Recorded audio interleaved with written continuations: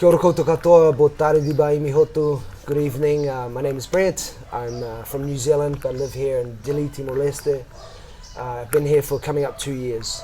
I just wanted to make a reflection video, a thinking out loud, you might say, video, regarding some things been on my mind, kind of directly and indirectly relating to life as an expat here in Timor-Leste, but I think, you know, in a developing country in general. It's coming up to 2 years that I've been here, so yeah. I actually want to talk about something specific, and because you have experiences in developing countries that are challenging. Things are not what you are used to in a Western country, and that's kind of a given. How you respond to it, of course, is up to the individual, and takes time and experience to come up with your own response. I mean, based on who you are, your personality, but also your expectations, etc. So, yep, Timor-Leste is not unlike most developing countries. Poor infrastructure, poor levels of education in the majority of the population, low economic activity or low economic wealth, and a small number of very wealthy people. But there's really little to no middle class, you might say. Just a whole lot of poor people and then some very rich people, and there's a sprinkling of people in between, but it's pretty few and far between. But anyway, what I want to talk about right now is something that I'm remembering back to years ago. An Australian ex-teacher, principal, and writer came to our school to do a seminar about it, a promotion of his book. And his book was titled, if I remember correctly, The Toxicity of Low Expectation. And the context of his book was how in Aboriginal schools in Australia, very little is expected of the students. Now, I don't know enough details about all of the schools. I don't want to tar them all with the same brush. But yeah, his talk and his book were about how students in Aboriginal schools in Australia, very little is expected, and as a result, the students perform poorly, and the teachers/system get what they expect, very little. And lately I've been reflecting, and I remembered that guy, I forget his name, but I think he's from Queensland, and I remember his talk, and he was talking in the context of schools about if we expect low results from our students and low levels of engagement, low levels of behavior and standards, that's what we get. And he, as the book is called, Toxicity of Low Expectation, obviously his main point is that we must expect high levels even in the face of the challenges, even in the face of socioeconomics. We have to expect more to get more. And I've been reflecting on that a bit lately here in Timor, where it's not a school, obviously, but it's a society, it's a community, it's a national community. And I believe I'm starting to reflect and sort of have this feeling that this problem is here too, and quite likely all around the world in similar situations, whereby because of the challenges, the socioeconomic challenges, the educational challenges, social challenges, etc., we get low outcomes, which are quite directly results of these problems and barriers. But even worse than that is our expectations for how people behave, perform, come down accordingly, and then we end up wallowing in it, for lack of it's a bit of a rugged way to put it, but we all wallow in this low level of whatever it may be: education, attitude, economic ambition, whatever, service in the industries and businesses. We just kind of we get low, so we expect low, and it all just stays the same. You know, some gradual changes here or there, or little peripheral changes, but yeah. So that's my point. Is I think here in Timor that this is an element. People are of course free to argue about that and disagree with that, but I think that we can easily now. I'm not accusing anyone of that. I'm not using that like an attack. I think it's very, very easy to slip into this. In fact, it's kind of I'm guessing it's kind of a survival mode as well for people, whether they're local people or foreigners or expats like myself.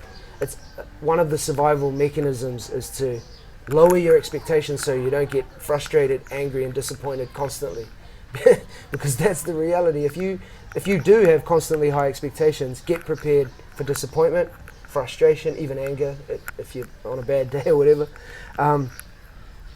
And that's not good because no one wants to feel that way, right? So, you lower your expectations and then you get what you expect and you just tick along, And I as much as just finished saying I understand that, and I think it's an easy pattern to fall into, I don't want to be that person either. I don't want to say, oh yeah, it's low, everything's low level here. It is what it is. Get used to it because that's what people are capable of. That's the kind of I don't want to get there. I don't want to be there. Like, even though there are days when you feel like it's true, you're like wringing your hands and shaking your fist at the sky, and you're thinking, that's true. These people can't do whatever, this, that, or the other. But I don't want to get that cynical and that jaded just to survive it. To be honest, my truthful opinion is, if you get to that point you're just angry constantly, disappointed, or disdainful of the people around you, then it's time to go. If you're an expat and you've got somewhere to go, time to go home or go somewhere else, recalibrate, get positive again or whatever. But each to their own on that. So yeah, that's my biggest reflection at the moment. Now, why am I thinking about this at the moment? Why is this in my mind? It's certainly not new, but like in Timor, it's a regular occurrence to receive poor service and poor goods and services around you. People put it down to all sorts of things. People have all sorts of reasons for that. Low education is the common one. Lack of international perspective. I mean, it's true. Most local people have not been outside of Timor, so they're not comparing their service levels, let's say, to anyone else's. They're just living their day-to-day life, which I can fully understand. How can you compare it when you don't know any different? So I get that. But you just get this. But this is where the catch comes in, and you sort of feel like, hang on, because as much as I can appreciate local life in the sense of they're living in the way that they do and that they're happy to or whatever, when commerce gets involved and money gets involved, and especially when businesses start charging foreigner type prices for whatever goods or services you're purchasing, then it gets blurry, because it's like, hang on, you can't provide a low level product and service but charge a high level price, right? Isn't that, when you buy something, you enter into a kind of an unspoken agreement that you're going to charge me a lot, fine, cool, you pay for what you get, as they say. So charge me heaps, go for it, but deliver, Or alternatively, charge me a cheap price that I can't complain about. That's what it is, right? I mean, any country you go to, wherever it may be.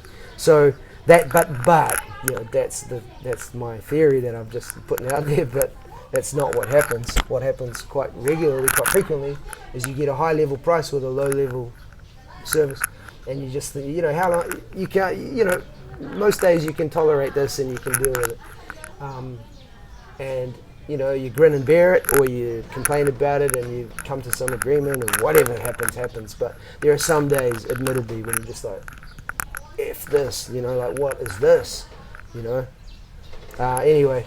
So toxicity of low level expectation. As I'm a school teacher, so that seminar I saw about that guy's, not seminar, book promotion, but talk that the guy gave was relevant to that context, but I think relevant in general, in families and communities and schools and businesses and companies, organizations, institutions, countries, governments.